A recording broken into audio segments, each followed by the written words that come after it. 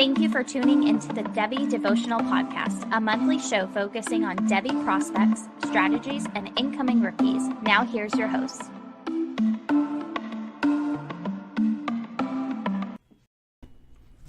Welcome back to the Devy Devotional, where we stay devoted to Devy. I'm your host, Dynasty Coach A. I'm joined, as always, by Aaron Wilcox at Aaron Wilcox86. And today we're going to be talking to you about the 2025 QBs and wide receivers, the 25 class.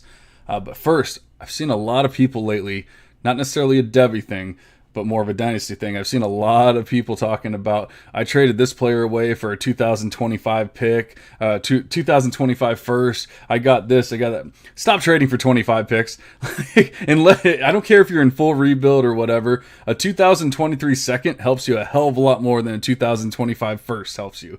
Obviously you want first, you want to get the best picks that you can possibly get, but you never want to be waiting 3 years for anything. And I think the value difference between what you can get in next year's draft compared to in the second is going to help you a lot more. If you're drafting right, if you're doing things right, it's going to help you a lot more than waiting 2-3 years to be able to do anything with the first round pick that people are going to look at and go, I don't want 25 first. That's not helping me for 3 years. So stop trading for 25 first. That's my tip of the day. But let's bring in Aaron. How are you doing today, buddy? And what do you think of my tip of the day? Well, I'm doing well, John. And tip of the day, I don't know, it's kind of an interesting concept. I agree with you in most ways, but if people are giving them away for really cheap, that is future first currency that you can use, later on, that's only going to accrue value. So I'm not a proponent for it. I'm definitely not advocating, go out and buy these first right now, just because it is that long game and you're probably gonna have to give up a lot of win now assets. But if it's a cheap throw in a deal, somebody's like, instead of giving you a projected late 23 second, I'll give you a 25 first. To me, I'm okay with it. But like you said, it's maybe a different philosophy, and ultimately, waiting 3 years, that's going to be a while. Try to rebuild a little bit quicker than that. That's my recommendation there. Yeah, we've always said that, rebuilding should be a 1 or 2 year thing, like 2 years tops. I don't care if it's the worst rebuild imaginable, it really should not take you longer than like 2 draft classes. Unless you just bought a team that had literally no picks for the next 2 years, no players, then, that league should probably just fold anyway. But we're not necessarily here to talk about dynasty or rookie picks right now. We are here to talk about the players that will turn into those rookie picks in 2025. So maybe we'll figure out if it was worth trading for that 2025 first when it's all said and done. So let's go ahead and start with the QBs, if you don't mind. And I actually have a tier of 3 for the top tier. I don't know how you feel not even giving away my top 3 yet, but do you have the same amount in the tier? I have 5 guys actually. Ooh. But I do think that the top 3 for me stick out a little bit more than the remaining 2. But let's see what you have there, John. All right, so I'm right and you're wrong. Tier of 3, and we start with Drew Allar.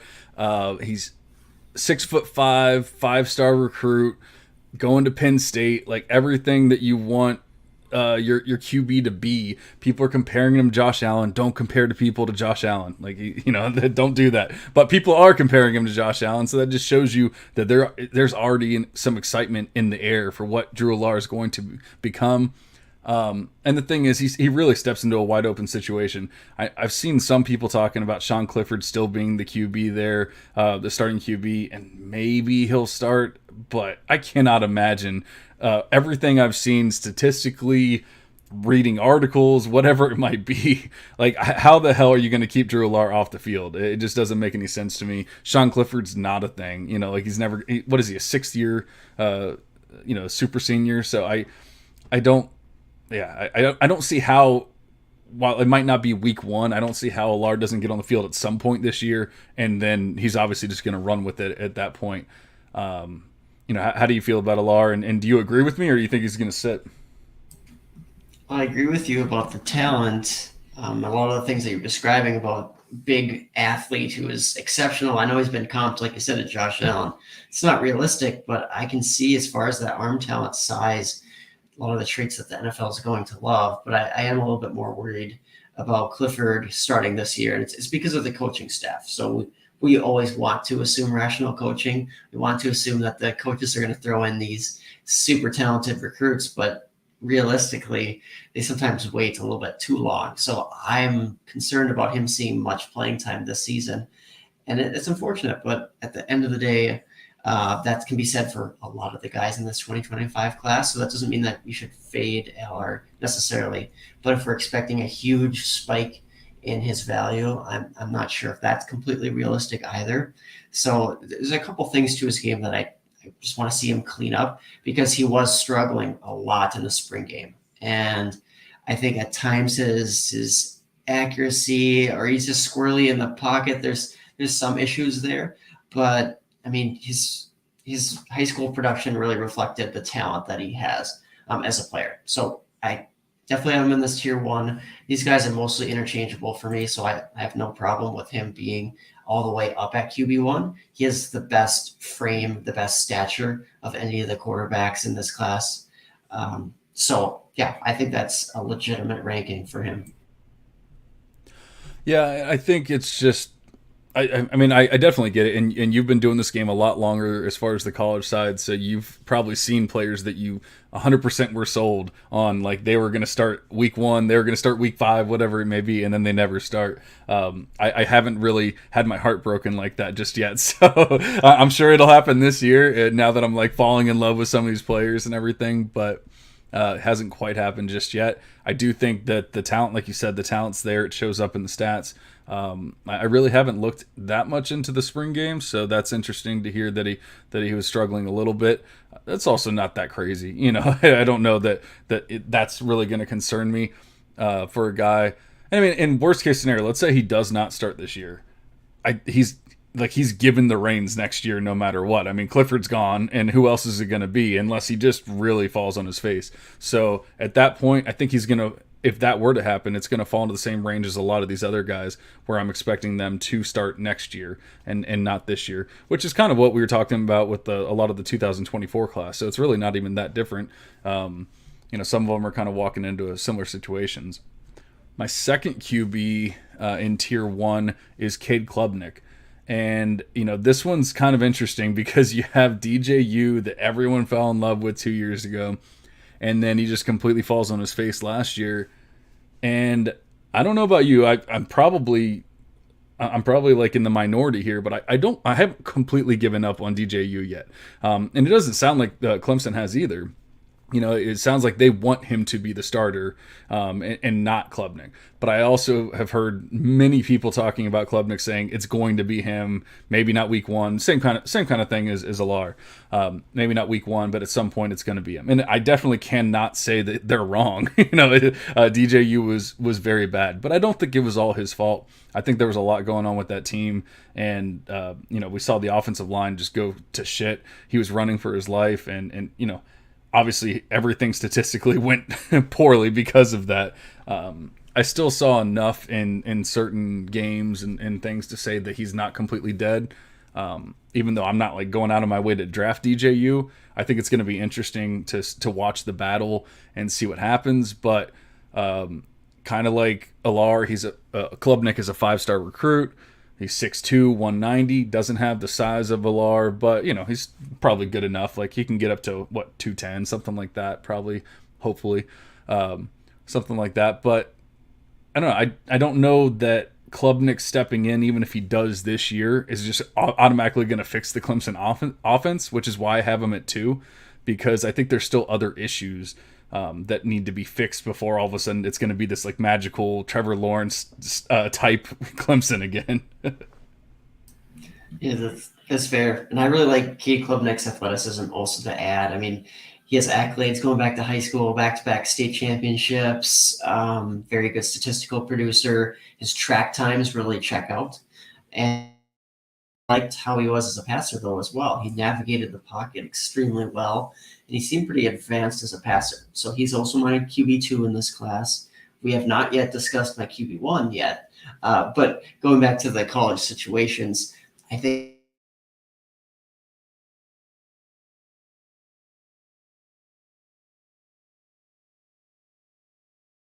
earlier than we expect. I'm not so sure about that. You look back at last class, and it's like J.J. McCarthy, Ty Thompson, Sam Heward.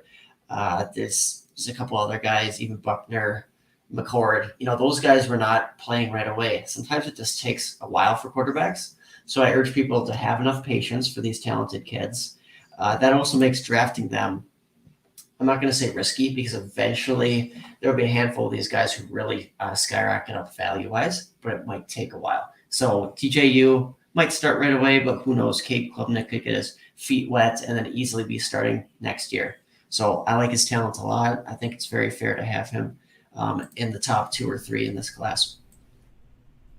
Yeah, and I agree, and I don't think it's unrealistic to think that Klubnik would take over at some point. Like I said, I guess I'm just not like giving him the ball right now and saying it's his game. But let me go ahead and guess who your number 1 is. And if you've listened to the pod, you probably didn't even have to guess. You probably already knew it was an Alabama QB, Ty Simpson. Am I right?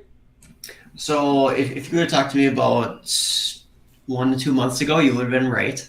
Oh, and no. I've shuffled them around and switched my 3 with my 1, and because I love Ty Simpson, and I was singing his praises on a podcast with Kevin Du Bois a couple months ago. We were talking about just some 2025 guys and whatnot, and I'd love to talk about Ty Simpson because I'm a fan. He's a guy who just has this great, it's almost this extending play magic that he has. He's just great as far as buying himself more time, avoiding pressure, and I think he has the arm talent, the accuracy, and strength to be a very good quarterback. I do think he's more advanced than Jalen Milroe, so I do think that Ty Simpson should be the heir apparent, the next guy up at Alabama. And we know just from recent draft classes that the Alabama quarterbacks that they're bringing in these days, they're just these great recruits, and they translate well to what the NFL is looking for and or what the NFL wants to draft. So even if some of the guys like Tua, Mac Jones, even if they're not superstars, the NFL loves the product that Alabama's putting out. So definitely if you're scouting just for the system, the landing spot, he's great. If you're scouting for the talent, he's also great. So that's why he's firmly in this tier 1 and why I had him as the QB1 in this class just until recently. So Ty Simpson, big fan of him. Yeah, unfortunately, some of these players, you know me, I'm all about the stats, I'm all about the numbers. Some of these players, I just cannot get numbers on. And for whatever reason, I cannot find stats on Ty Simpson. I have sophomore stats. That doesn't really help me very much. So I don't have a lot to tell you statistically what I'm looking at there. All I know is a 5-star prospect went to Alabama, and so I'm a fan. I know that might be cheating a little bit, but at the same time, like you said, it doesn't really matter if they're truly amazing or not. The NFL falls in love with these players, and so I don't have them at 1. I don't have them at 2. I have them at 3 here. Now it's in the same tier. Obviously, I'd love to see him get on the field. It's not going to happen this year. But I'd love to see him get on the field and actually do it. But that's basically what we're seeing with all of these guys. So I'm actually very interested. I think I know who it is now, but I'm not gonna try and guess. I'm gonna let you tell me who is unless you want me to, who is the QB1 now. No, I can tell you that. But going back to Ty Simpson's high school senior year, I found 41 touchdowns, 3 interceptions, and then almost 3,000 yards passing. So not necessarily huge volume-wise, but, good production there. Very nice numbers.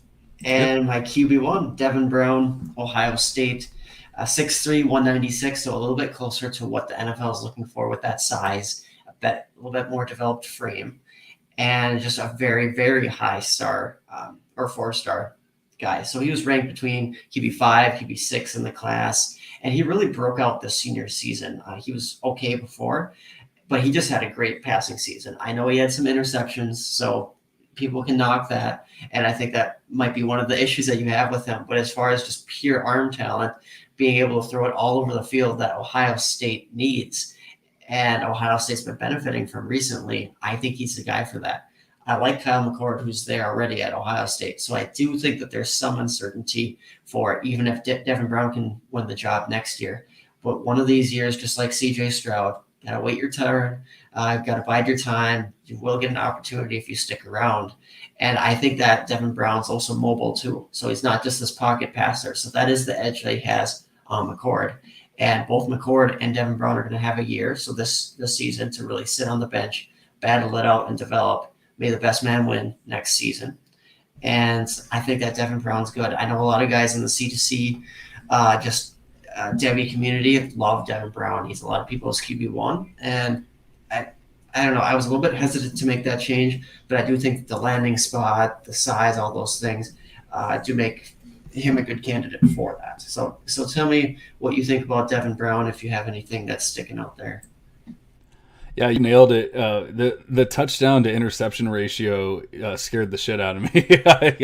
I saw he had a 2.6 touchdown to interception ratio in high school, and it was really like, it wasn't like it steadily got better. It was pretty like steady throughout the 4 years where I think he had 1 year where he didn't have that many, and then like the rest of the years it was, basically like 2 to 1, or something like that. So it just, that kind of scares me. And then when you add in the fact that obviously we know in this day and age anything can happen. Kyle McCord could transfer out, and crazier things could or can happen, but it really seems like it's 2 years before we see Brown step on the field, barring something crazy going on. And so it's just hard for me. Like, he can't gain value if he's not on the field. And so when I see that profile, that's already a little risky for me. And then when you see the fact that I don't think he's really going to step on the field for 2 years, it's really tough for me to have him at 1. And, that's why I have him at the top of my tier 2, because I feel like, okay, in 2 years, he's going to start gaining value, and he's going to, people are going to be excited about him. But that's 2 years from now. We started the pod talking about, I don't want to wait 2 or 3 years, Right. And I'll give people credit for C2C leagues. Sometimes you really do have to wait. But like you said, if you want that quicker value gain, he may not gain that value quite as quickly. But I can understand why people are like, well, Ty Simpson has the same issue with Jalen Milroe there. But I just think that Milroe is not quite on the same level as McCord competition-wise. So people want to dislike McCord because he's not the scrambling quarterback. Well, you know what? CJ Stroud, he has the ability, but he's not a scrambler either. He's not this prolific rusher. Neither is Bryce Young. Bryce Young has a lot of athletic talent, but he doesn't choose to scramble. I mean, I don't know if Bryce Young even had a yard rushing this year, because they subtract yardage for sacks. So I don't even know what Bryce Young was doing scrambling wise. You can succeed. I understand mobility and scrambling are two different things. But anyways, so a lot of talent there at Ohio State, but I think that's enough time spent on those guys. It sounds like I have one more guy in this top tier. You didn't have this guy, and that's Connor Wigman, Texas A&M quarterback. And I really liked some of his talent. I know he was playing against good competition, actually, I believe. But yeah, no, I liked his production throughout his high school days. I know the comp for him is Dak Prescott, and I could actually see that. People want to knock him for maybe throwing mechanics, things like that. I'm just not worried, because it works very well for him. He has a great arm. He's a great baseball prospect as well, actually. And I was impressed by his mobility, his scrambling ability, his athleticism that he pairs with that arm. So I think Wigman at Texas A&M, he has a shot to step up next year as their starter. And I don't know, he's in a good situation as Texas A&M continues to build talent.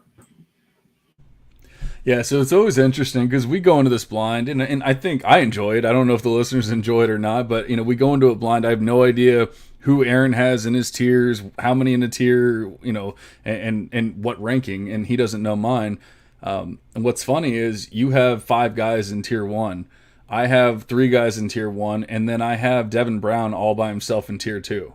And then I get into tier 3, and that's where I have Connor Wegman. And I don't know. Like, looking at his profile, now you said that he played against good competition. Maybe that's can explain it, because obviously we know every high school's different, every division in high school's different, and it's really tough. I have competition discounts and changes depending for college situations, for college conferences and stuff. It's impossible for me to do that for high school. Like, I would love to be able to go and say, oh, this one's this and this one's that. I don't have that much time, so I can't sit there and say, like, he was playing against somebody so much better than, Devin Brown was, or vice versa. So all I can really do is look at the stats and say he didn't do anything like prolific. He didn't do anything amazing.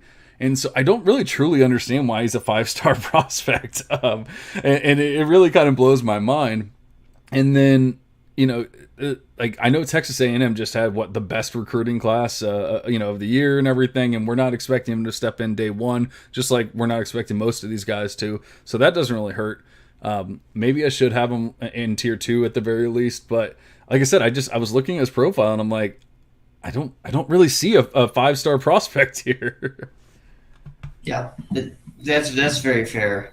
Honestly, yeah, when you look at the statistical production, he was a little bit better as a junior, it seems. He threw for more yardage.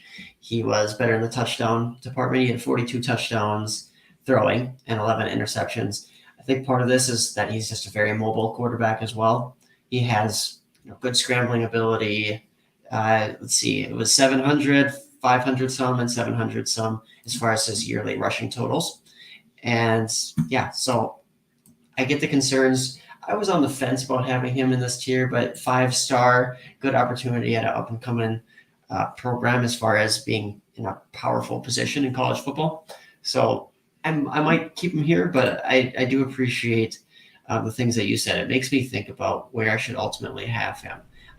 But do you have any other quarterbacks here that you really wanted to get to? I have 2, but I'm curious your thoughts. Yeah, so my next QB after Wegman was Gunnar Stockton, and I really like everything about his profile. Like I love his profile. I hate him being in Georgia. That's really the biggest thing. But he's 6'1", 220, 4-star recruit. He's a dual threat, just like we were talking about with Wegman. But the thing is, he takes care of the ball. He only threw 1 interception last year, or his senior year. And so I love the fact that I think he had like 40-something touchdowns and 1 interception, if I remember correctly. And so you'll probably hear me talk about it all the time. Like I don't like interceptions going from high school, going from college. Like that makes a big deal. And the NFL, we can get into that game later, but in high school, you should be able to protect the ball. Like they're not covering that well, and especially in high school and in college, even. So I just think everything about that is great. It's just Georgia. I mean, how much is he going to throw? Is he going to be able to showcase his talent? I don't ever really see him being able to jump into the top tier of guys, and so that's why I have him here in that tier 3. I just think he's exciting, but how excited can you be about a Georgia guy? Yeah, and honestly, he lacks a little bit of that. Excuse me, he lacks a little bit of that arm talent too. So that is a knock. Excuse me.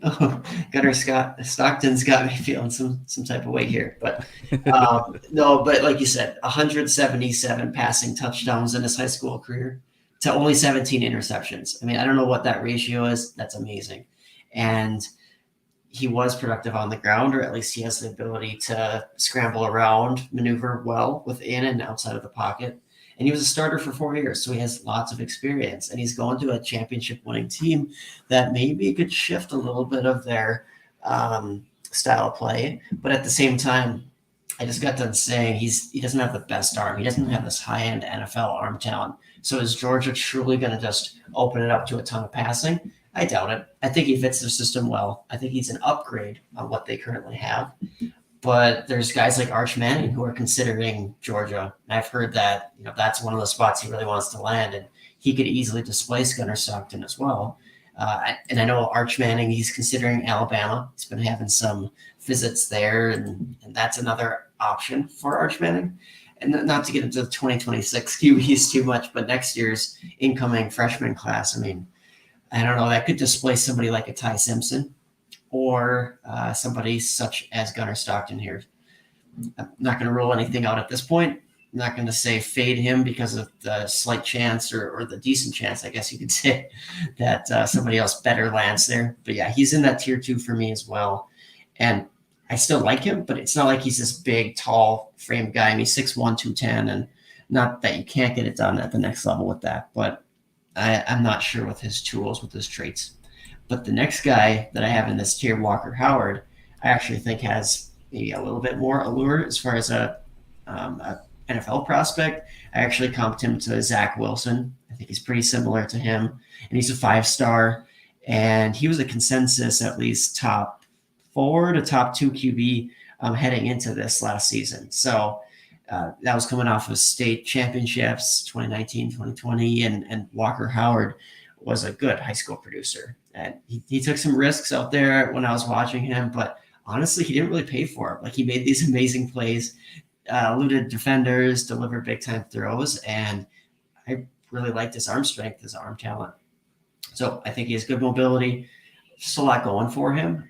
Another guy who may have to wait a while, and I don't know how the new coaching staff at LSU really feels about him, if he's their guy or whatnot. But for the future, I think he is the most talented guy there at LSU. So I don't know if you like Walker Howard, if he's a guy you looked into much, but definitely one that I'd recommend people don't pass on. I feel like he's so low in everybody's rankings, and I don't know, maybe there's something I'm missing. Yeah, so I do have him in a different tier, in the tier 4. And honestly, I have not done a ton of research on these guys, so I very well could move him up at some point. I am seeing that he's really wasn't much of a rusher, and so that could be why people, we know people just fall in love with these rushing QBs, and he had. For whatever reason, once again, trying to find stats, sometimes you got to go to multiple sites and all this. The site that I'm on right now only shows up to his junior season for whatever reason. But he only had 91 rushing yards in his entire junior season. So that's not really going to be a part of his game, it doesn't seem like. And he didn't have it in the sophomore and freshman season either. But he does he had 66% completion rate in that junior year. And he had a decent, touchdown to an interception rate. So I definitely don't hate him. I wonder, that's a program in flux. And so, I kind of wonder what's going on with LSU and their receivers and everything else. They're still a good program in the SEC. I think they'll be fine. I don't hate it. And I mean, it wouldn't take much for me to move him up to another tier. Like I said, I just really had not done a lot of research on, I have 3 more QBs in this tier 4, and I really haven't gone like that crazy with them. Okay. Yeah. Well, let's hear those last couple QBs. Yeah, so I have Nick Evers from Oklahoma, and then I have Sam Horn from Missouri. And those are really like my last 3. I'm sure there's others that we could or should talk about, but those are really the ones that kind of stuck out to me that had a chance to step into the game soon or even possibly this year for some of them. So it wouldn't be that impossible. They're not like overly exciting prospects. They're not obviously those top guys, which is why they're here in tier 4. But at the same time, there's some decent opportunity ahead of all 3, really. Yeah, no, I agree there. I didn't really love Evers, didn't really love, for example, Taven Jackson going to Tennessee as much as maybe some people have heard out there. But yeah, Evers, that's a good name to shout out there. I actually think that, and I don't want to ignore Sam Horn. He's just a guy that I didn't fall in love with when I was just watching him initially, but honestly, he was rated as a pretty good recruit. So top 6 in ESPN's ranking in this class. So yeah, there's definitely some things going for him there. A couple other guys I'd also just recommend people checking out. AJ Duffy going to FSU. And I just really like this profile. I think he's going to be a great passer. He's going to be limited as a rusher, though. Just to give people a heads up, he's going to be more of a field general type. Stylistically, he's going to play more like Tom Brady than any of the more mobile options. Let's say that. But no, I thought he was a very good passer. Statistically, very good output in high school as well. But yeah, ultimately, there's one other guy that I do want to mention. Maybe a guy that you'd like, Connor Harrell, UNC quarterback. So he's a good mobile guy. And as far as but where Drake May stands, though.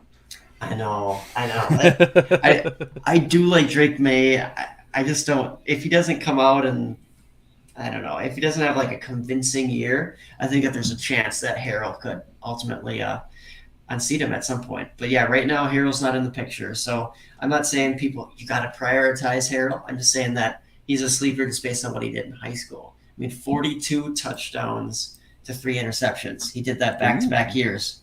And he threw for 3,500 plus yards as a junior and then 2,800 yards as a senior. So, very good producer, and he's a mobile guy, very quick. So, yeah, just another name, Connor Hale.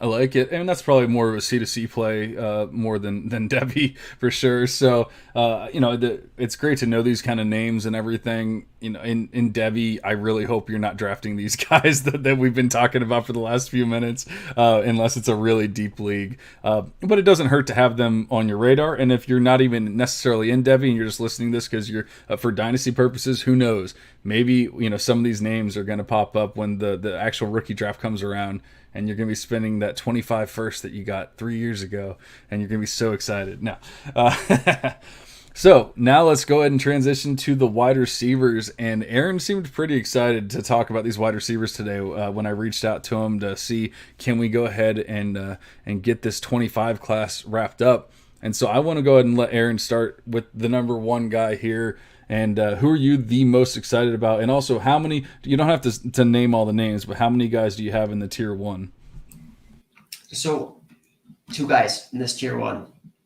It's pretty small tier, honestly. 14 guys in tier 2. So that is 14. That is quite a number. So I have a lot of guys that I'm excited about. But at the top here, I have Luther Burden as the first of the 2 guys in this tier 1 for me. And he's already built like he's going to be a great prospect. 6 foot, 200. He just dominates. He dominates in high school. He dominates in the all-star games and the spring practices. It looks like he's going to be their featured target in that passing game. And I just love his athleticism. He's, again, a 5-star top player in the entire class.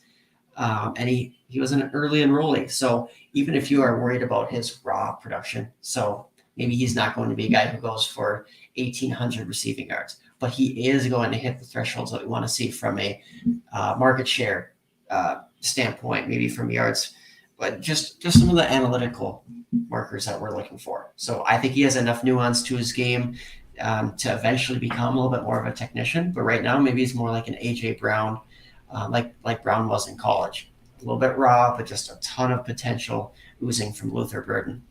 Do you have him as wide receiver 1 or top tier or anything?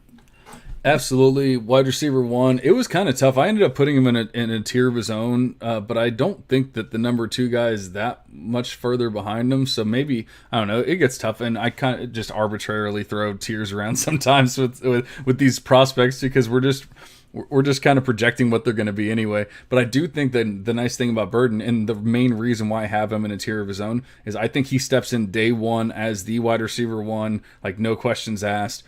The only question you can ask is not about his talent; it's about the QB talent. And I just got done saying I like Sam Horn. I think he could be a thing. That doesn't necessarily mean it's going to be this year, but I mean I'm kind of hoping it is because the other QBs are not that great.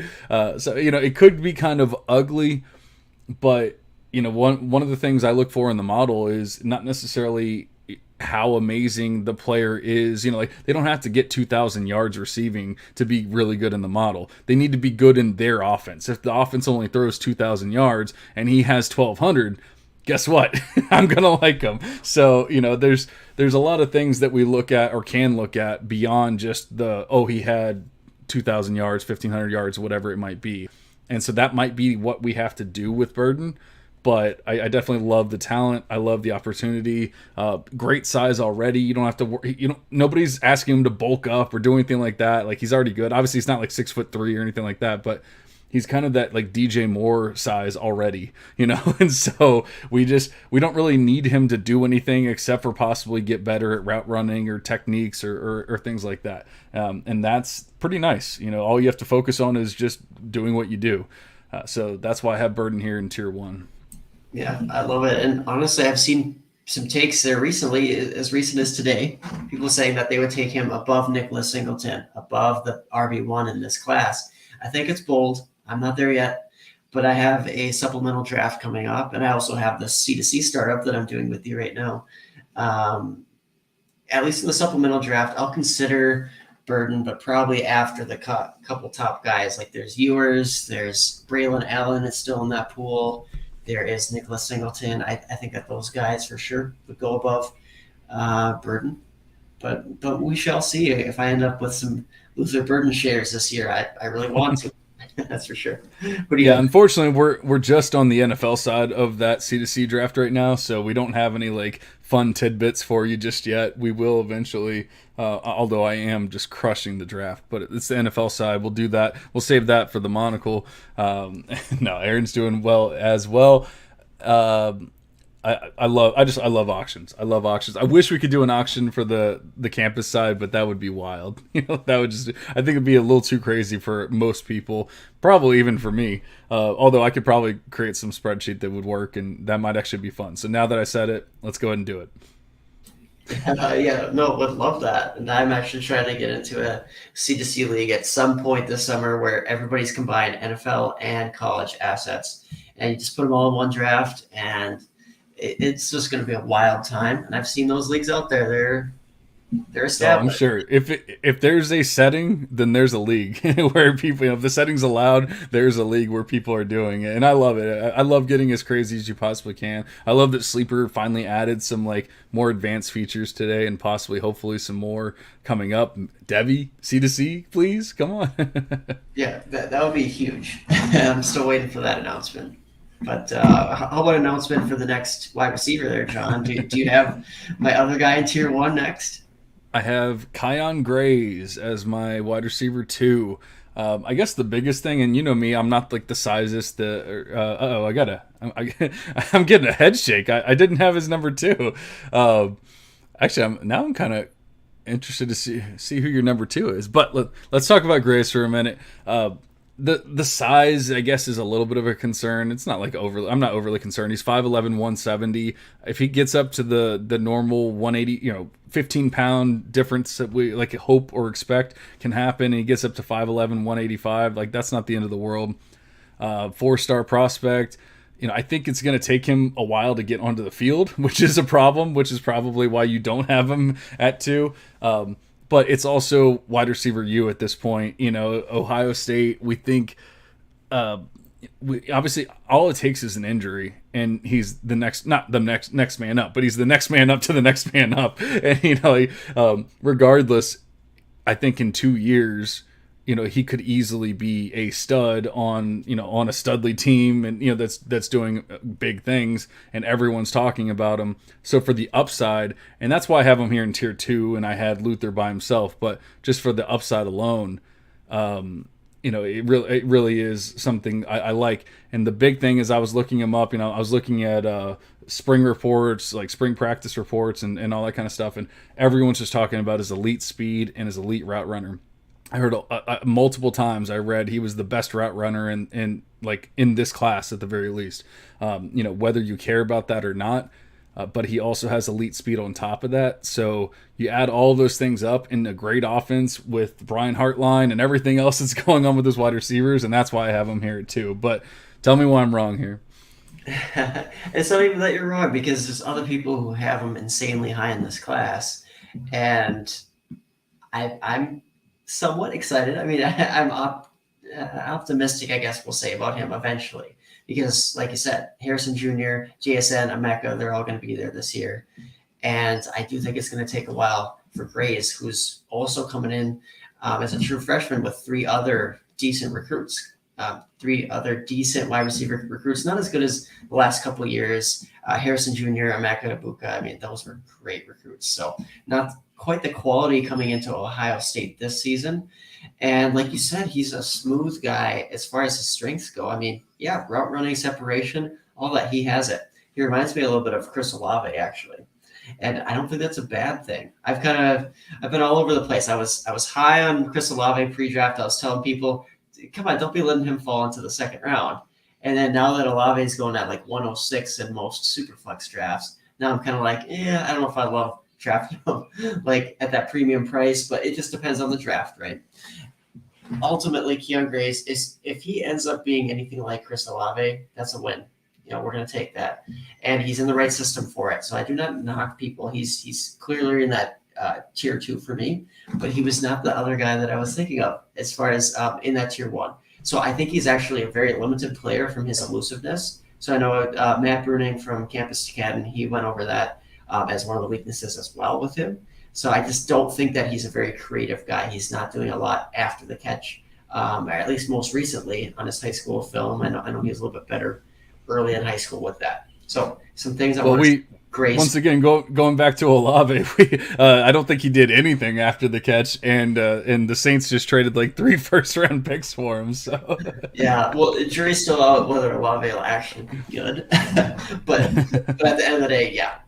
So those are just some minor things that I want to see Grays clean up in addition to getting on the field. But ultimately, tier 2 guy for me sounds like very high tier 2 for you. So good prospect there. Do you want to hear He's actually my only tier 2 guy, so I'm that's why I'm very interested to see, because I know you said you had a tier of 14 players, which is kind of wild, but it's I'm very interested to see who's the number 2, because I started struggling ranking these guys after Kion. I kind of felt with the pedigree and everything, and you know the helmet and everything else that goes along with Ohio State, I kind of felt like he was almost the clear cut number 2. But yeah, after that it gets a little confusing. So who is your number 2? Yeah, great question. It sounds like you might have also at least considering a large tier after these couple of guys. Yeah. But yeah, my top guy, my other top guy I should say, is Evan Stewart, Texas A&M wide receiver. Similar size to Gray's. I actually think that Evan Stewart's going to maybe measure in a bit taller than that, because right now he's a little lanky, but I think he has a good frame to build upon. And honestly, he's just so smooth. So he's one of the only other 5-star guys in this class from the wide receiver group. So it was him and it was Burton. And he's vying for the number 1 wide receiver in the recruiting class, depending on the source. So depending on the website that does that. He's very, very productive on a per game basis in high school. And I know he didn't play that many games, at least based on, the websites that I looked at, but he's an early enrollee. He's already looking like he's the number 1 there. He was running with the starters, and he has a very interesting athletic background. So again, very quick. Like we said that Keon Grays is fast. Yeah, he was running in the 11. He was like an 11.3 type of guy in the 100-meter dash. Evan Stewart's a 10.5 guy. And he's doing it at the same speed, and he's a better mover on the field, much more elusive in my opinion from what I've seen. So I am optimistic that Evan Stewart can be a number 1 wide receiver because he also flashes some of the physical contested catch abilities when he needs to, which isn't very often just because he is such a smooth player. So I like Evan Stewart here as my other guy in tier 1. Yeah, and I get it. I think, like you said, he just didn't play a lot. I think he played 1, 9, and 3 games respectively in his last 3 seasons. So it's really hard to have a profile. Once again, how is he a 5-star prospect? His best year was 900 yards in receiving in high school, but he averaged 21 yards per reception. He had, quite a few touchdowns, and especially in that junior year, which was his best year, the year that he played the 9 games, he averaged 100 yards per game, 20.6 yards per reception, and then he had 8 touchdowns. So you see the explosive nature of his game, like you see all that in the stats. I don't hate the fact that he's there. I actually have him at 5. So, I'm not saying he's way lower for me, but it's just really tough for me to have him at 2 with such an incomplete profile. Now, the fact that they gave him a 5-star, 5-star recruit with that is I guess telling, but it's just, maybe obviously they know more than I do, but I don't see it with, I don't know. I honestly don't even know a lot about him. If it was injuries, if it was COVID, if it was both, whatever it might've been, but I don't love seeing that incomplete profile. Obviously it's comparing high school to college and even going into the NFL, but it kind of reminds me of like a Rondale Moore, where you had like one good season and then you were hurt the rest of the time, and people go, oh, but look at that one season. It's like, yeah, but look at the rest of the profile. Right, but he does have a lot of, I guess, time to make up for that. So I'm not going to knock him too much just because every time he stepped foot on the high school field, he was dominating. So again, the per game production, just great. And he was ranked as a 5-star by every recruiting service, 24/7, Rivals, ESPN. I mean, clearly there's something that the statistics just cannot measure with him. So he's one of those guys that I definitely advocate for people just watching, just to see maybe that changes your mind when you just compare him to some of the other guys there. But I know sometimes film grinding is not the way that we always evaluate, but I just really think that he's one of the exceptions there. So very good athlete, very good player in Evan Stewart. I'm curious who you have next because, like I said, I got a big tier ahead of us here. All right, so I really struggled with this tier, and honestly, I really would not. And I mean, if you have a tier of 14 players, it doesn't sound like you would really be that opposed to swapping some of these players around or anything like that either. So I don't even know that this is even the right call, but it's just the way that I guess I wrote them down in the tier. So I have Berrien Brown from Kentucky as my next player, and he's so raw. From everything I've seen and read and everything, but he might actually be the fastest or most explosive receiver in the class. I know you were talking earlier about some like 100 meter dash times and stuff like that. I think he ran like a 2.52 or 10.52. I mean, so I mean that's pretty damn fast. I think he might actually be the fastest player in the class. Like I said, he's 6'2", 175, 4-star recruit. He's going to Kentucky, replacing Wan'Dale Robinson. We're seeing some we're seeing some fun stuff going on in that offense. Where they're actually obviously putting out NFL talent, and then you bring in a guy that is exciting and explosive and all that, and that's awesome. Like I said, he's raw. I don't know that he's going to step on the field in year one or even day one or even year one, but at the same time, I think he could be a top tier guy when it's all said and done if he can put everything together. Yeah, Barry Brown at 6'1", 173 to have that speed, that's pretty interesting. And it's also very telling that Bama was just after him really, really hard. They wanted him to be one of their next, I don't know, Jameson Williams or whatever type of role that Bama will deploy. But Kentucky's been no slouch as far as deploying wide receivers lately too. So Berrien Brown, he's good. He's also raw. So I'm glad that you mentioned that because I totally agree there. Maybe eventually he'll be like a Devonta Smith, but I think right now he's a little bit more of that Jalen Reagor until he actually proves that he can be a finesse player as far as his ability to be a nuanced, developed route runner, things like that. So some question marks. He's a little bit lower in this tier 2 for me, but he is in the tier 2. I had a hard time ranking him just because I know there's people who have him, top 5 in the class as well. So Berrien Brown's definitely an interesting one, and he is not actually the fastest wide receiver in the class, though he had a good time. One of my other favorite sleepers in this tier 2 is that fastest guy at a 10:18 100-meter dash time. So that's almost Olympic. I was going to say that's getting to the Olympic levels. Yeah. Yes, but do you want me to talk about that player or? I mean, we got a tier 14, so we might as well just talk about him. Might as well, because he's one of my favorites, and it's Brennan Thompson. So Brennan Thompson, Texas, he unfortunately missed his senior season due to a foot injury. But make no mistake, he's come back and he is completely healthy because this spring he was tearing up the track and he's so explosive. And you want to know what schools were after this high 4-star? And keep in mind, before this injury and everything, he was ranked as the number 1 athlete in the entire class. But schools like Bama, LSU, Clemson, Oklahoma, Florida, Georgia, I don't need to go on. It's just all the top schools wanted this kid. And he's versatile. He can play in the backfield. He can play underneath. But he actually had some long plays as far as running downfield. So he's not developed as a route runner.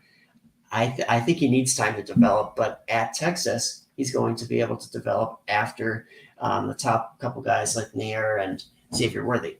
So I really like Brennan Thompson as far as just his natural talent. I just think he needs to develop. So I know Travis May, big fan of him and how he's going to fit into this Texas offense eventually. And he just reminds me of some of the stud wide receivers that we've seen who are twitchy, like a Tyreek Hill. He's going to be more explosive than a Keyshawn Butte, but he plays like those guys as far as with some of the twitch to his game, some of the elusiveness and intrigue that I like. So Brennan Thompson is, for me, he is wide receiver 8 in that second, or he's in the secondary. He's my wide receiver 8 overall in this wide receiver class. Yeah, I have him here at the bottom of the next tier. I guess it was more size than anything else, and I'm not the sizest once again, but he is 5'10", 165 from what I'm seeing, unless he's gained some weight since going to Texas. But, I just think he's going to be one of those guys that's kind of like 175, 180 tops. I don't even know if we can give him the true 15 pounds when you're starting at 165, So, if you're talking more like 170, 175, people are going to be freaking out about that when it comes around to the NFL draft.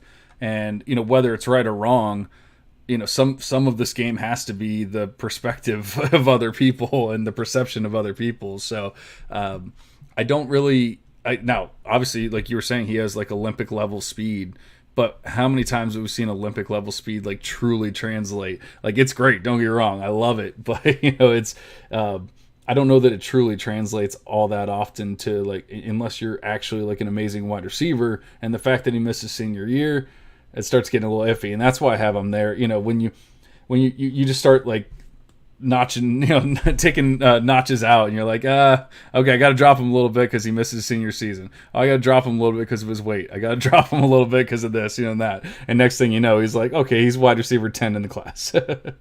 Yeah, that's very fair. And if Texas wasn't set up to be just this potentially a powerhouse in the next couple of years, I think that factors in a little bit for me. That's a great point. Yeah, he's going to get a Texas bump. But like you said, you have to consider that, we haven't seen him in a while, so he dropped down the recruit rankings. He's kind of out of sight, out of mind for a lot of people. And like you said, track speed, that definitely does not make a guy NFL worthy, but the NFL loves that, right? They love these guys who are speedy. So he's already up to 170 based on what I saw. So another 10 pounds, he's in the 180s. Hopefully he doesn't measure in quite like a Wandale or a Rondale, either of those guys, because, a lot of recency bias from people in the dynasty community that may continue to perpetuate a couple years down the road. So Brennan Thompson, especially if Wandale busts, then like it's going to be done at that point. No, exactly. So a little bit more risk here with Thompson too. I think he made some excellent points. Who else do you like? So the rest of my tier 3 are Alabama wide receivers, and so I think. Wait, is it Alabama? Actually, I forgot to write it down. I could have swore it's Antonio Williams and Adam Randall. Is that Alabama or is that? Oh, yeah, Clemson. That's Clemson. It didn't sound right when I said Bama, but yeah. So Clemson. Sorry. So I have 2 Clemson wide receivers here. I had Adam Randall originally ahead of Antonio Williams, but then he tore his ACL in the spring. They're talking about him being back for the fall. I don't see how that's possibly physically possible. We're talking about Chris Godwin in the NFL not being ready, and we're talking about Jameson Williams who tore his in January or December, not being ready for the start of the season. So how are we going to expect a guy that tore it in the spring to be ready for the fall? It's just not going to happen. And so it's really tough. And I kind of almost have them as a tie at this point, but. The reason why I had Randall ahead was more for the size and the prototypical X receiver nature of his game. 6'2", 215, 4 stars, but he has speed. He's not just this plotter either. So really the ACL just screwed everything up. Obviously, I see him redshirting his freshman year, but I don't even know that it's a given that Antonio Williams won't redshirt his freshman year as well. So I don't that's where it gets kind of tough, but I don't know that once again we're getting into deeper territories here with Devy purposes. Obviously in C2C it's completely different. I don't see any reason to go out in Devy and rush to get either of these guys, but in C2C, I think that either one of them really could be a stud when it's all said and done. Now Antonio Williams, 6 foot 180, 4-star prospect. There's talks of him starting not necessarily as a wide receiver, but as a punt returner this year. And that's one of the things that I look for in the model. Do you have that dynamism? Do you have, are you getting on the field in other ways? And so even if he doesn't necessarily do anything as a wide receiver this year, that's kind of why I moved him ahead, is you could still see, is he really good with the ball in his hands, like that kind of thing. And that could help me look at him as a prospect and say, yeah, he's going to be a thing. Yeah, we are very similar as far as how we view these two wide receivers, because I have Antonio Williams up to my wide receiver 3 overall in this class. And then Adam Randall moved down ACL, so very similar to you. And he's all the way up at number 5 still in this class. So like you said, maybe guys who aren't going to gain a lot of value this offseason. But at the same time, I think Antonio Williams, there's at least an opportunity for a slot receiver to come in at Clemson and play a role. And that's all he needs to do, is start getting on the field, flashing those that playmaking ability that he has. He's just such a smooth and fluid wide receiver. And if he can just develop a little bit, get his feet wet, continue practicing with the team throughout this freshman season, I think Antonio Williams can certainly be the next great Clemson wide receiver. And I get that we have kind of a sour taste in our mouths. We haven't seen these Clemson guys blow up of late, but there's just a long line of history of these wide receivers panning out. So like you said with Adam Randall, he's a little bit more of that prototypical alpha, like Devonta Adams and he's just he's athletic.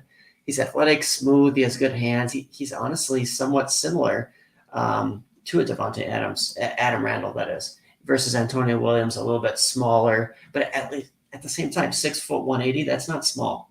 That's NFL starter, play in the slot and outside. Yeah. So I like both those guys as well. I am curious to see if you have this next guy, another big wide receiver, very high, and that's Talon Chetron, Oklahoma State wide receiver.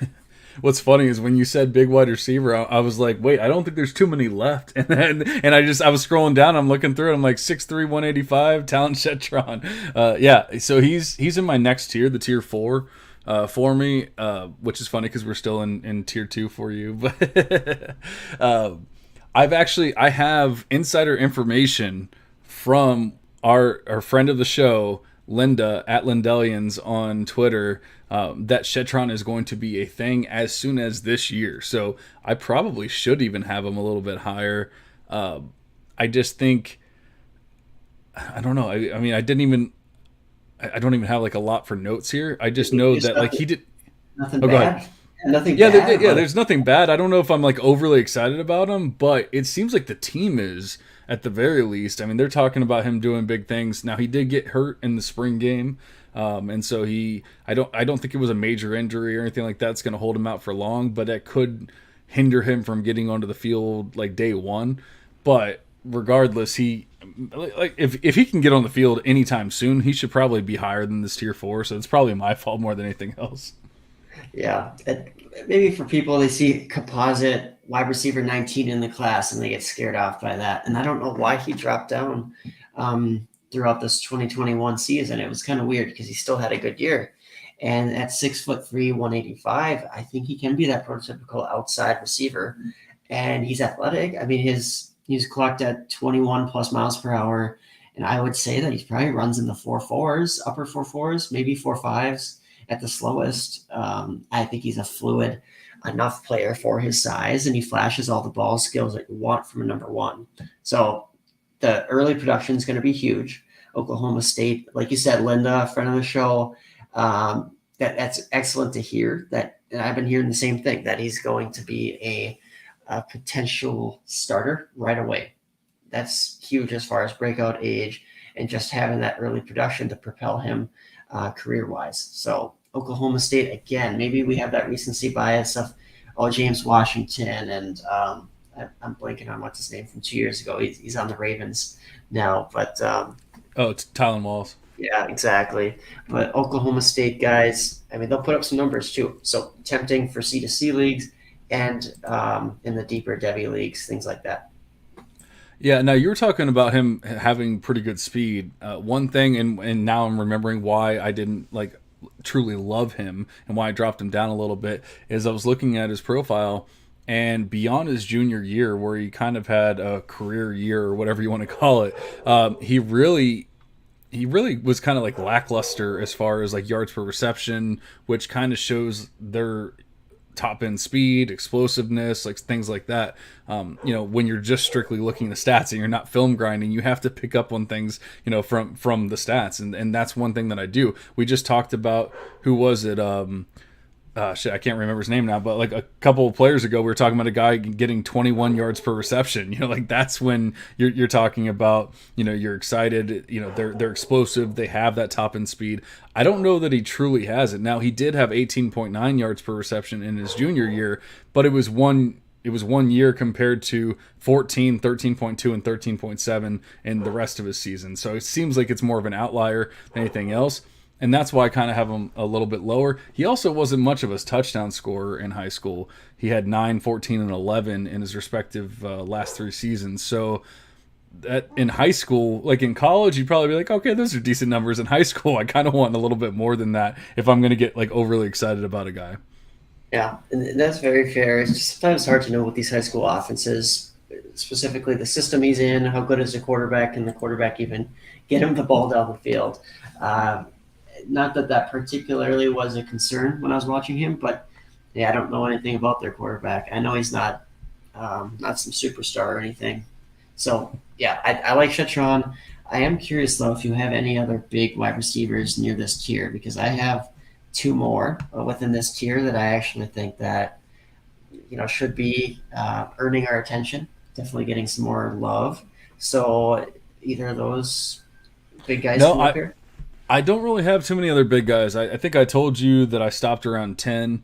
I think you had said you stopped around like 16 or something like that as far as ranking them. So if I didn't look at them, I can't necessarily say that I wouldn't have them ranked higher or anything like that. I just know that, from the list that I was looking at, these guys were where I was kind of happy drawing the line and being like, I don't really need to go too much more in depth here. We're really projecting at this point. So yeah, the rest of the guys that I have are closer to like 6 foot. So they're probably not any of the guys that you're talking about right now.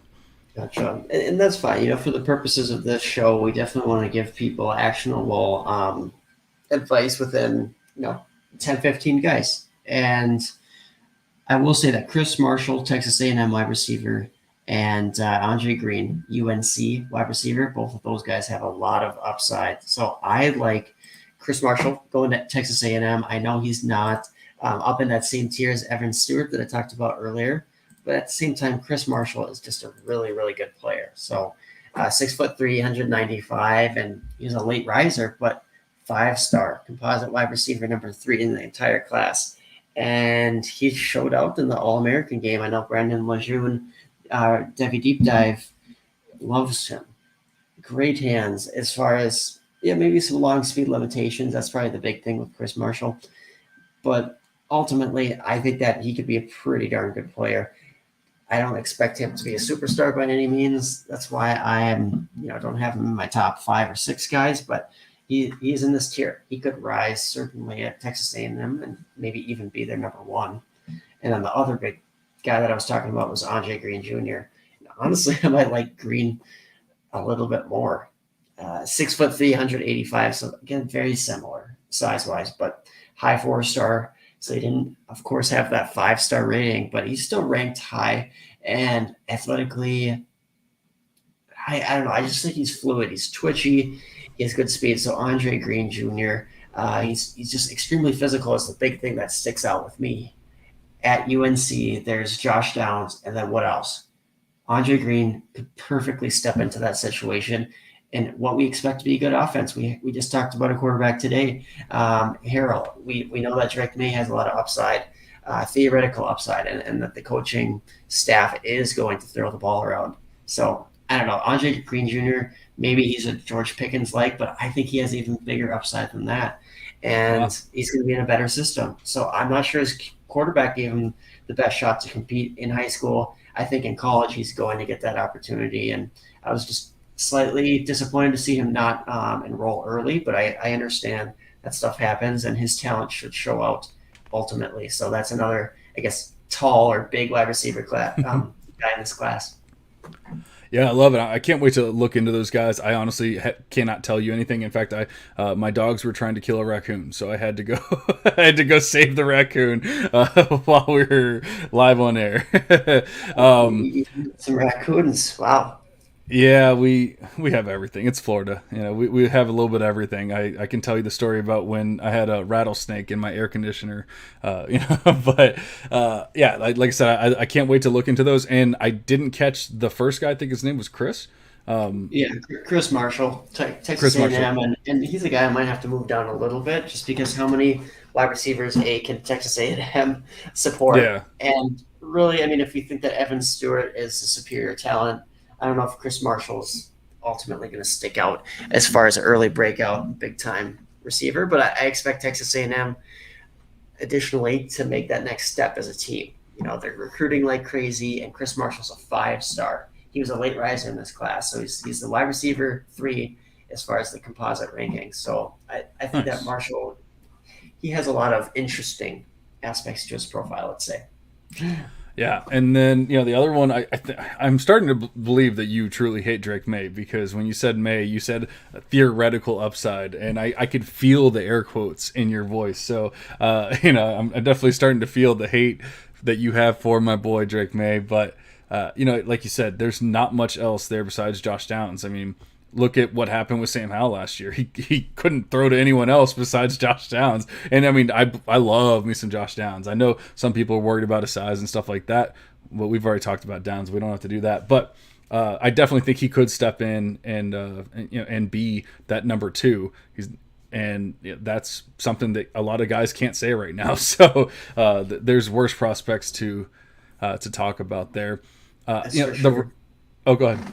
Yeah, no, I was going to say, I mean, that's very fair. And Drake May, don't try to hate by any means. He is a QB 6 in that 24 class, but we know that there's a lot of talent. So if you're looking for 2024 picks out there, I mean, you got Caleb Williams, then you got Quinn Ewers, and then you go down there, Tyler Buckner, Kyle McCord, Jackson Dart, Drake May. So, there is some talent in that class. And I think part of my issue, so I definitely urge people to go back to the quarterback podcast that we just put out, because you're going to want to hear about, some of these quarterback conversations we're having.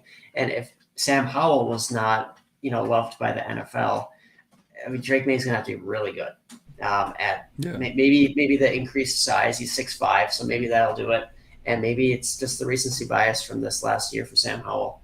Because I think I really think that's what it is. I was just about to say that. Like, what if Sam Howell just had a decent year, passing wise? Obviously, we know he was great running the ball. But what if he just had a decent year passing wise? I don't think it would have been that crazy.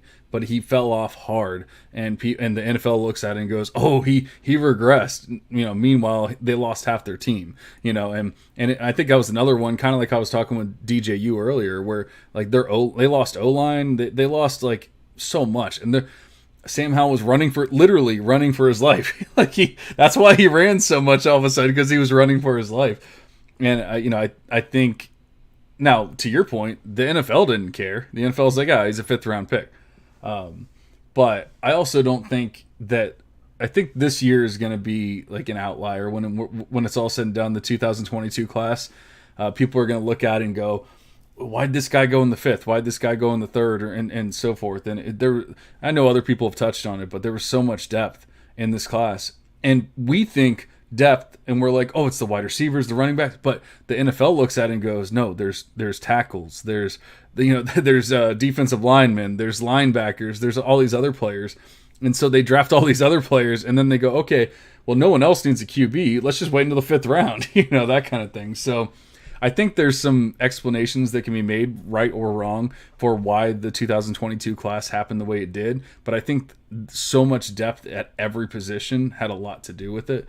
And I don't think that we're going to really see that again, or I hope we don't see something like that, because obviously there was a terrible reason why we did. So, but getting back to the players here, I definitely like those calls.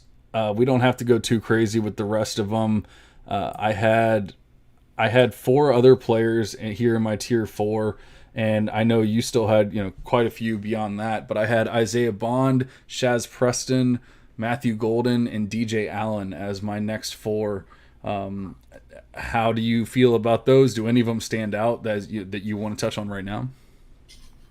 Yeah, I have those four in this tier, so I like it. I think we'll call it a wrap. You guys have a good night. No, I'm just kidding. I really like though that you had those players included. Shaz Preston, Isaiah Bond, and I do think that we need to include Kobe Prentice in that conversation as well. Another Alabama wide receiver who I really like. But yeah, Preston and Bond are getting more attention in the fantasy football community. So I like those calls. And you said Matthew Golden as well, which, I mean, he did really well in high school. I can't figure out why he didn't end up at a bigger school. He had a couple big offers at Texas and LSU, but just wanted to stay home at Houston. And he's got the athleticism, ball skills, production, all that to go. So I think real quick before we move on from Golden, I think, and maybe I'm not the only one with this take. I'm sorry, I'm not trying to steal anything. I literally have not heard this anywhere else. So I think that he could get a big boost because Houston's moving to the Big 12 next year. And so if he has a big year this year and then they move to the Big 12, I could see him having a big value boost and that being a big thing. And so he's obviously in my tier 4. I'm not like overly excited about him, but at the same time, I think he could be more valuable next year just by moving to the Big 12 than maybe we're even necessarily thinking about. Yeah, and they like to feature their wide receiver one, and there's going to be more opportunity there going forward. So they did bring in another kid in this recruiting class who's actually a very talented wide receiver as well, but I think that there's going to be enough opportunity and enough maybe respect that Houston probably deserves now, where Golden could get drafted early in the NFL draft. So I like those calls. I actually had Isaiah Bond a little bit lower than Preston and my other Alabama wide receiver and Kobe Prentice, just because he's got good speed. I just think that he just needs to develop a little bit more, but he's the perfect athlete to do so, and he's at Alabama. So is he going to get on the field right away?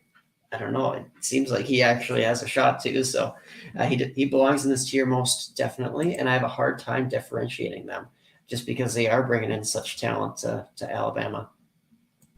Yeah, and they're all going to have to wait. And I knew I had 2 Alabama wide receivers back to back, and that's why I screwed up the Clemson one earlier because I knew I had them like basically tied, and I basically have Bond and Preston tied, but I do have Bond a little bit ahead because honestly I don't see Preston having like an impressive high school career from what I'm seeing, whereas I see with Bond I see elite speed and an elite obviously an elite program in Alabama, but I think both of them are going to have to wait at least a year, probably 2, possibly 3. So, it's tough to get overly excited about those players, but at the same time, you have the pedigree. They're probably, I mean, I guess it's tough with the NIL deals and everything. Like, who knows who these teams are going to bring in? So, they're not guaranteed anything. But as is, I would say they're going to be a part of the program most likely, unless they're head cases or anything like a Jai Hall or anything like that. Then I think they'll be a part of the program and they'll be there in 2 years and possibly be able to, to be the starters there. Yeah, that's fair. And we didn't even touch on DJ Allen, who I really like. I have him as my wide receiver 6 in this class, so I have him very high. And I think you're going to like this, John. I think DJ Moore is a very fair comp stylistically, and I haven't really seen that thrown out there, but I honestly think that DJ Allen is just a natural comp. So I just moved DJ Allen to my wide receiver 1 in the class. He's my favorite guy. He always has. No. Yeah, you're gonna have to put on some film. I know that's not your bread and butter there, John, but DJ Allen is just awesome. And the reason why, if you're looking at his recruiting profile, why is this guy so low? Well, he played quarterback his senior year. The team needed him, and he stepped up, and he was a great rusher. He's just amazing with the ball in his hands. But when he was playing wide receiver, man, he's making some plays all over the field, and he's fast. His track times reflect that. And I think some savvy people in the fantasy community are still, maybe such as ourselves, who knows, but we are propping him up as far as this guy does have talent. Don't just follow the recruit star rankings all the time. This guy's a hidden gem. So maybe his ADP will continue to be propped up there, but I think DJ Allen is certainly a nice player in this class. A lot of upside there.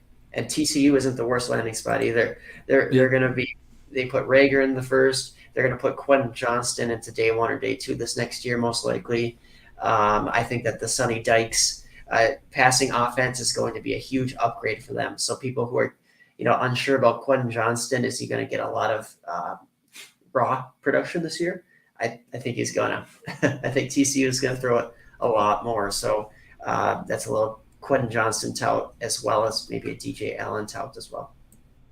No, I love it, and I can tell you my exact notes are another raw speedster who mostly played QB his senior year, but he's a 4-sport athlete and could transition over time. I think I see I see him being exciting. I could easily see the reason why you would have him. Would you say wide receiver 6? I understand all of that. I think it's going to take time. I don't think it's going to be this year. Even if he sees the field this year, I mean, maybe he will. Maybe he'll just blow up and everything. But I think it would be tough for anybody. When you're transitioning back from quarterback and all that kind of stuff to just be that good. Even though obviously it sounds like he has at least like flashes of being great. If you're talking about DJ Moore, like that kind of thing. So I don't know, maybe I need to move him up, but it was just tough. Like just looking at it, completely blind, looking at the profile, it was like, man, this guy's raw. He's exciting, but exciting only gets you so far. No, exactly. And he does need to transition back, but honestly, I just don't think that he forgets how to do all those things that he was doing as a junior overnight. Even though he wasn't doing or running as a full-time wide receiver as a senior, I think he's still going to have those traits coming in. So I don't think he was an early declare. He's a guy where I've seen him falling down a few people's ranks and in the C2C ADP, for example. So I can understand why he's falling a little bit, but he's just so talented. So go out there and draft him. And I don't know, big tier 2. So don't get mad at me, people, for having your favorite wide receiver, maybe a little bit lower in this tier. Like a lot of these guys are interchangeable, and I'm having a hard time differentiating some of them. Sometimes we're like, oh yeah, there's a clear tier break between these guys, and in reality, we don't even know. Maybe the coaching staff has no interest in using Isaiah Bond versus they want the complete profile of a Shaz Preston. I don't know. Yeah, I think that the 2024 class, at least to me, was a lot easier to tier.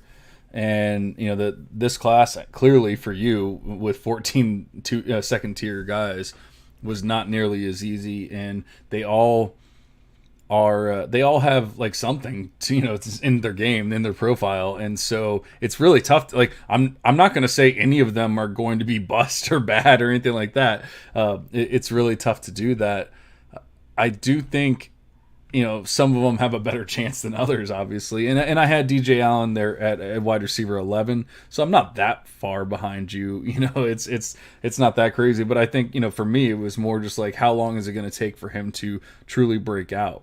Because if it takes him 2 years to get the college game as a wide receiver and not as a QB, then it really could be it could be a waiting game. And at this point we're probably talking more about C2C guys. In C2C, you don't really want to play the waiting game per se. So that's not necessarily, and that's why I kind of lowered them there, because I want to get the guys that are going to jump on the field now, today, tomorrow, in 3 weeks, that kind of thing. Yeah, and it is just of my opinion that they're going to get him out on the field. Maybe he's not the outside receiver right away, but maybe he's just that slot weapon where they just get, swing passes, they just do screens, all sorts of things, just to get the ball in his hands because he is that talented. So, like you said, maybe it's a couple of years before he develops as a well-rounded wide receiver. But people kind of forget that even a DJ Moore, who's a good prospect, a good NFL player, watch your mouth. Exactly. Sorry. Great, not good. But no, DJ Moore was even a little bit raw coming out too, and he's continued just to refine his game. So I think that they're going to want to get DJ Allen the ball. And the only other guy I guess we didn't really talk about is Denylon Morissette, Georgia wide receiver. And I know it's Georgia, so that's kind of the unappealing part. But the rest of his profile's very nice. 6'1", 200 pounds, solid 4-star guy who was recruited by everybody, Ole Miss or Alabama, Florida, USC. There's a bunch of good teams, and honestly, good production in his high school career. And he was playing alongside another talented wide receiver too, so that's why he wasn't even more dominant from a raw production standpoint. But I just think that he flashes a lot of things that you want physically, just ball skills, physicality wise, early enrollee, flashes great hands. He's got a lot of things going for him, but he also has Georgia. So that could be a little bit of an obstacle. And that wide receiver core, it's going to be hard to break in and separate there because they have a lot of good guys, just maybe not a lot of elite guys. So I do think that Morissette maybe has a chance to be the most special of the guys who are currently there in maybe a year or two. Yeah, I like it. Unfortunately, I have not looked into him yet either, so I'll definitely I have a list. Aaron, will send me the list of the guys that we've talked about tonight that I've yet to rank. I guess I've been more looking at like Devy rankings, like looking for Devy rankings and ranking for Devy rankings, and so that's why I've kind of cut it off at like 10 guys, 5 guys for QBs or whatever. But we do have that C2C draft, and so I'm going to have to know a lot more of these guys. And unfortunately, it gets a lot more projecting and stuff when you go even lower in the tiers. But there's definitely some other players to be excited about. But I think we've done a pretty good job talking about the 2025 class. We have wrapped up all of the players. We've talked about all of the classes. Now we can start getting into some of the fun stuff. We can do some mock drafts. We can do I don't know. I'm sure there's a lot of fun stuff that we can really get into. We can actually start talking about. Oh no, we don't ever need to talk about tight ends. No, get the hell out of here. I mean, people are. I heard a pod. I think it was today, and they're arguing. Not really arguing, but they're going back and forth about who was the tight end one. Was it Mayer or Bauer or whatever the hell their names are? Who gives a crap? Like they're tight ends. Okay, we'll care about them when they get to the NFL. That is when we will talk about tight ends. Aaron will probably squeak a couple of them into the. Sneak a couple of them into the pods, whenever he can. But you will. I don't have a tight end model. You will never hear me talk about a tight end in college or Devy, or I don't care. Like once they get to the NFL, then I will start caring. The tight end lovers out there though who want that content. I might have to put out a solo pod one of these days. And you absolutely can. There'll be like 3 listeners for it, but it's fine. For those 3 people, I do it for you. No, but. Ultimately, yes, you're right. We're going to get some guests on here too. You and I have talked about, and we've already reached out to some people. We very much want to get both their opinions, their process, all of that onto the show to help out all of you listeners. Ultimately, we're going to learn from it.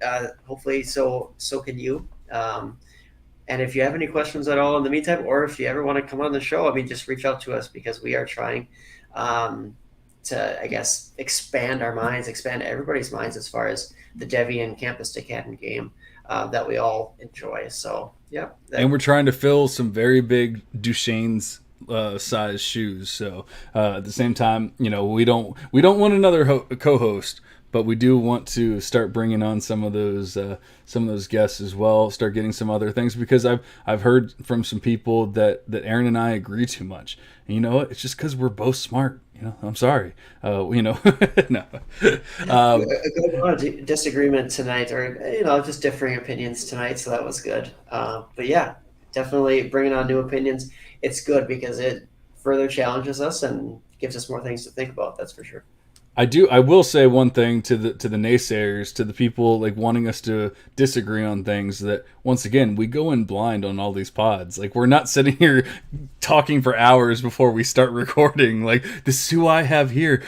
What about you? No, it's none of that. Like very rarely do we even discuss the players at all before we jump onto a pod. One time, Aaron sent me a list of like 14 QBs and was like, just make sure you have all of these guys statted out, like that kind of thing. But he didn't give me like an actual ranking or anything like that. He just said, make sure you have these guys. So yeah, if we're both agreeing and we kind of look at things, Aaron's a mix of both. analytical and film and that kind of thing, but he's more film. And I say I'm analytical, but I've also denounced analytics. So at the same time, like I can't really do that because the people that use analytics use it wrong. So I don't know. I still have to find a word or phrase or something for how I can explain or describe what I am. I'm just Beth. I'm Bethalytics. That's what it is. So we're rambling now, but thank you for listening. If you are listening, then you are a diehard Dynasty and or Devy and or C2C fan, and we do appreciate you. We will be back in 2 weeks with another Devy Devotional, and I really think, once again, we have not discussed this or anything, but I really think maybe it's time to do a mock draft, although we do have that campus side of the draft coming up, so maybe we don't want to give too much away. So we'll figure out something fun for the next show, and we'll be back in your ears then. But Aaron, do you have anything else for us? No, I think Levi told us to just hit him with the stay devoted deal and cashing out. Yeah, that is true. I got yelled at for not saying cashing out last week. So I will definitely say I appreciate you guys listening. Thank you, Aaron, for being here. We will be back in 2 weeks. I will be back next week with the Monocle podcast. I'm sorry for skipping a week, but for now, I'm cashing out. We are cashing out.